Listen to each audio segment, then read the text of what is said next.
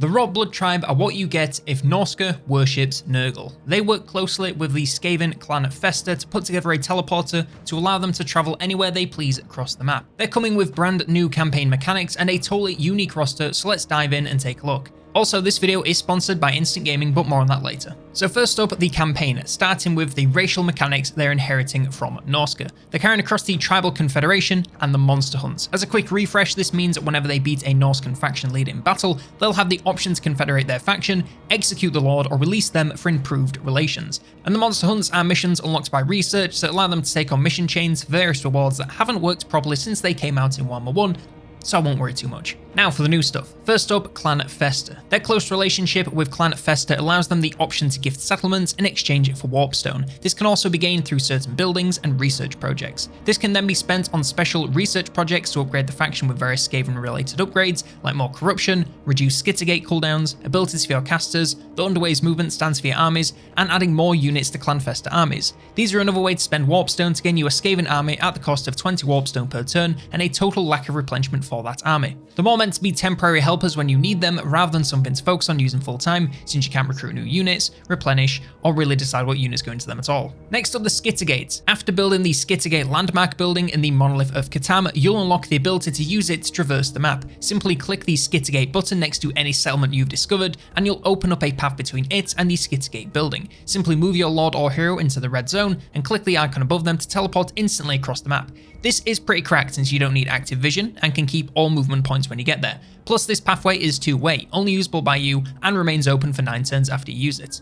Once either the time runs out or you choose to close the gate early, there's a 9-turn cooldown until it can be used again. They also have access to the Plague Cauldron. Just like all Nurgle factions, they can make use of the Plague Cauldron to craft plagues for use on settlements and armies. This works just the same as vanilla factions, where you select symptoms on the web system and then either place them directly onto an owned army or settlement, or create a cultist to spread them to foreign targets. And lastly, they also come with just one commandment: Marauders to Builders, which makes growth and building a lot cheaper and faster. The one and only faction added with this mod is of course the Rotblood Tribe, led by Bodvar Ribspreader. And this faction starts just outside of the Serpent Jetty.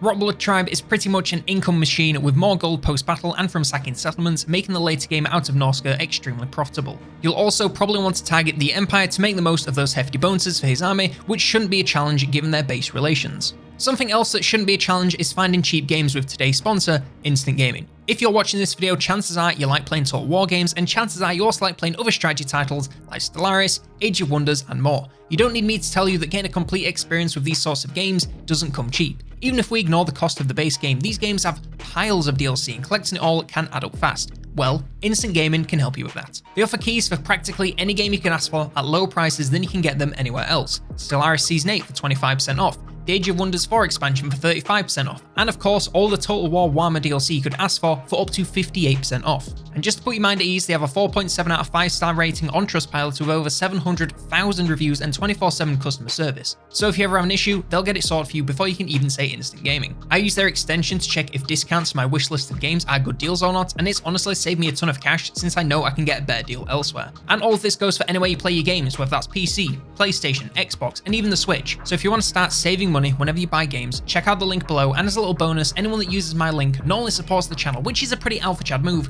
you'll also be able to enter the monthly giveaways for any key on the entire store. That means cheap games, support your boy, and potentially more free games. Sounds like a win to me. So one more time, check them out, the link below, and thanks to Instant Gaming for supporting the channel. Moving over to the roster, first up we have the Lords, and first up we have the main man himself, Bodvar Ribspreader. He's an extremely strong battler, even better than Wulfric, with a ton of armor, piercing, and magical damage, alongside some damage over time. He has great high melee stats and extremely tough, so great choice for throwing into any and all frontline scenarios. For his mounts, he has Bile Spew. This is a pretty standard horse mount, giving him more speed and charge. Can be used the same, but now gets around a lot faster to attack whatever he wants. Just be cautious of that increased hitbox size and getting surrounded. Burble Spew is much more of a standard spellcaster, with decent but weaker melee prowess, both offensive and defensive. He has access to both the laws of Nurgle and Death, so has a huge number of spells at his disposal, and wants to be kept well back and casting as often as possible. The Blessed are a pretty standard melee lord with strong melee stats and a high non-armor piercing damage. They're pretty tanky but won't carry any battle against anything with a moderate amount of armor. The Shamans can come with the Law of Nurgle or Death, and they are another standard spellcaster with no real melee prowess beyond some extremely basic damage against low armor, keeping well back and casting for safe spell support. For their mounts, they can pick up the Pestilence engine. This makes them a little bit tankier, but with the larger hitbox, there's no real difference to how you want to use them. The Locus of Pestilence ability allows them to deal damage in an area around them, so move them as close to their front lines as possible without actually getting involved, and they'll bring in steady value. For the heroes, we have the Rotblood Eternal. This is pretty similar to the Blessed Lords, with less damage but more defense. Can still be used mostly the same, so just get them fighting low armor to bolster leadership and deal some damage. The Greater Life Leeches have no real melee power, but some very respectable range damage, with long range and very high magical and armor piercing damage. They also have access to the Lore of Nurgle, so as long as they're on the back lines, and either shooting or casting, they should do great. And lastly, the Greater Blightstormers. Yet another standard spellcaster without much melee power. They have access to the Lore of Death, so keep them casting on the back lines. Next up we have the melee infantry, and first we have the infected captives. These are more or less slightly improved zombies. No armor and very low melee stats and damage mean they're only really useful as a meat shield. Add on the poor leadership and they won't last long in any sense of the word. The one upside is the Plague Blood ability, which all Rotblood units have, and grants them a small amount of melee reflection to make them slightly tankier than they seem. The Rotblood Marauders are very similar to regular Marauders, but less attack and more defense. They're a pretty standard defensive front line that will require assistance to deal any real damage. They'll hold the line decently well for the early game, but quickly fall behind without a lot of help. The Rotblood Spearmen gain improvements to both melee stats, the bonus versus large, and the charge reflection at the cost of losing shields. In melee, they're a nice improvement, but against ranged heavy armies, they'll come out a little behind of regular Marauders. Still, they can be a great choice as long as you're headed into a favourable matchup.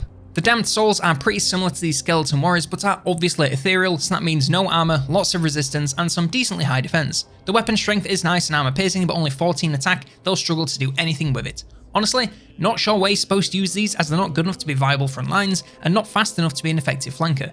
Best I got is to mix them into some regular front lines for some potential damage. The Great Weapons Damned Souls drop some defense to gain much more weapon strength, but no change to attack, so it doesn't really change much. Add on the lack of shields and they're easy to kill in both melee and from a range without much real improvement. If I didn't know where to put the base unit, then I sure don't know where to put these guys, since they appear to be the same, but somehow even worse. The Plague Grenade Rotblood Marauders are exactly the same as regular Marauders, but have some limited ammo ranged weapons. They deal magical armor piercing damage from a short range, but that damage says it's 6, so I'm not exactly sure what that's supposed to mean. They have some explosive power, and I'd rather have any extra damage over none, but it'll hardly change the game all that much from just a couple of barrages. They are a better unit than regular Marauders, but only just. Rotblood Martyrs are pretty much the Rotblood version of Flagellants. They have the lower attack, but aside from that are pretty much identical. That means no armor, unbreakable leadership, and some decent non-armor piercing damage but low defense. They'll do okay versus other low armor targets, but against anything else, they'll get wiped out in moments. The Rotblood Plague Spears are heavily upgraded spearmen with tons more armor and defense, but strangely no change to damage. They even lose the anti-large bonus, so will deal less damage than a much earlier unit. They're obscenely tanky, but will need a lot of help dealing any damage from anything you can throw at them.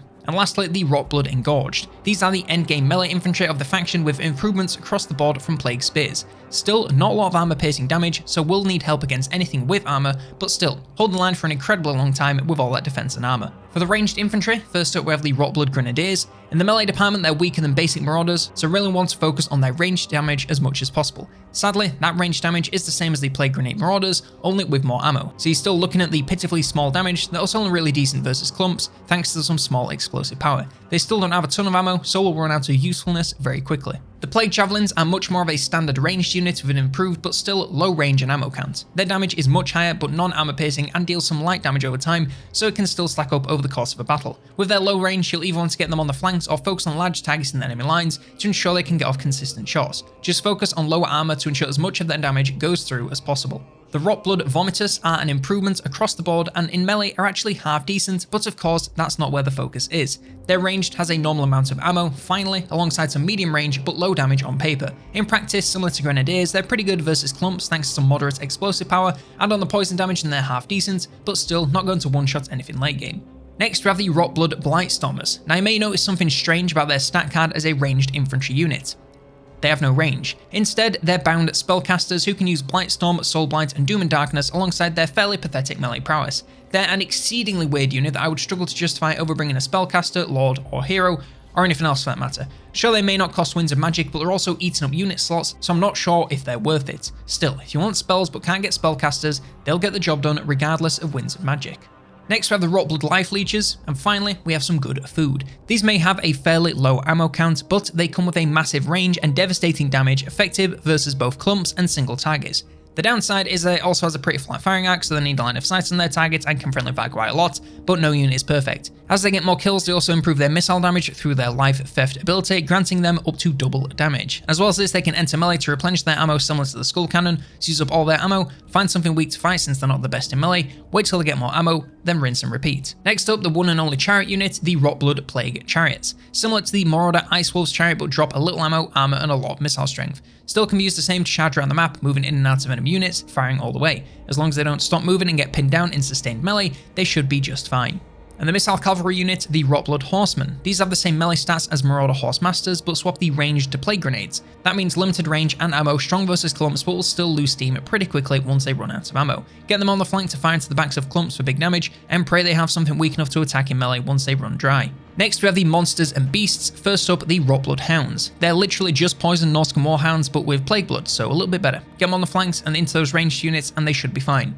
The giant Rotfly. So it's like a Rotfly, you see, but it's a big one. It's a little slower than the regular units, but to make up for this, it has 5 extra armor, lots more defense and base weapon damage, and hardly any more armor piercing. For some reason, it has a tiny amount of armor piercing more than the base unit, so against tougher troops, will severely struggle. Add on the single entity, and it's very easy to get stuck in melee and torn to pieces even with the improved defense. Get it on backlines troops to make the most of non-armor piercing damage and avoid anything with armor. The Bile Trolls are similar to Norscan Trolls but have poison damage and slightly improved defense and weapon strength at the cost of some attack and leadership. In the grand scheme of things, they're about the same and will do the same jobs just as well with the added value of poison damage. The Rotblood Spawn drop quite a lot of attack and weapon strength from Chaos Spawn, but gain some defense, poison and regeneration. The regen is nice and mixed with the Unbreakable means you have a unit that is very difficult to get rid of. The problem is it won't do a lot while it's there with the massively decreased melee damage. If you want even more beef on the front lines, then go right ahead. Just make sure you have some damage to do all the work for them. The Toad King is slower than the regular Toads of Nurgle, but actually sees some improvements across the board. Still heavily leaning on defense as is the gimmick of the roster, for some reason, but has a decent chunk of weapon strength with some armor piercing even if it's not a majority. Add on the Vomit ability and you have quite a bit of damage in a single package. Get it on the front lines against clumps of infantry for strong area damage, just be careful of getting surrounded or focus fire from range with the chunky size. The Bile Giant has 10 less armor than the Chaos Giant, but aside from that is the same. Add on some regen and the Icon of Eternal Virulence ability that will drastically lower the efficacy of nearby enemies over time, and we might just have the best giant in the game. Now sure, that might be like saying it's got the highest IQ in a room full of reform voters, but still, it's a dub. Still, like all giants, it's an absolute pincushion for enemy ranged, but as long as you avoid that, it should do great on the front lines and rack up a ton of value, both with damage and those auras. Lastly, we have the one and only War Machine unit, the Pestilence Engine. Statistically, it's a corpse cart, aka useless in combat and exclusively here for auras. In this case, you have the Locus of Pestilence, which deals damage in an area, so get it as close to the front lines as possible without actually getting involved, and it should do okay. And lastly, the Regiments of Renown, with the Aegis of Nurgle, the Supplicants, the Redeemed, Unbowed, Intoxicated, Legion of Benevolence, Poxfingers, Bequeathers, Bulwark of the Tribe, and the Flatulent Beast. Now for some closing thoughts on the mod. Now, I think I have to agree with my good friend / podcast co-host, Monsters Abound here. This game has some really cool ideas, but they feel drastically undertuned in every aspect of the game. Their campaign mechanics are kind of fun. Working with another faction can be cool, especially when you can control what territory they gain, allowing you to palm off unwanted regions onto the AI so you can focus on other things. Sadly, Clan Fester seems to die to Durthu unless you gift them a settlement or teleport to them as soon as possible and bail them out before things get too dicey. They still suffer from the Norscan / Warriors of Chaos curse of feeling forced to take on all of Norsca before moving away to more fun pastures, and whilst the Skittergate does help them get wherever they want from the Skittergate, you'll still be spending a number of turns collecting all the clan leaders before you can do any of that.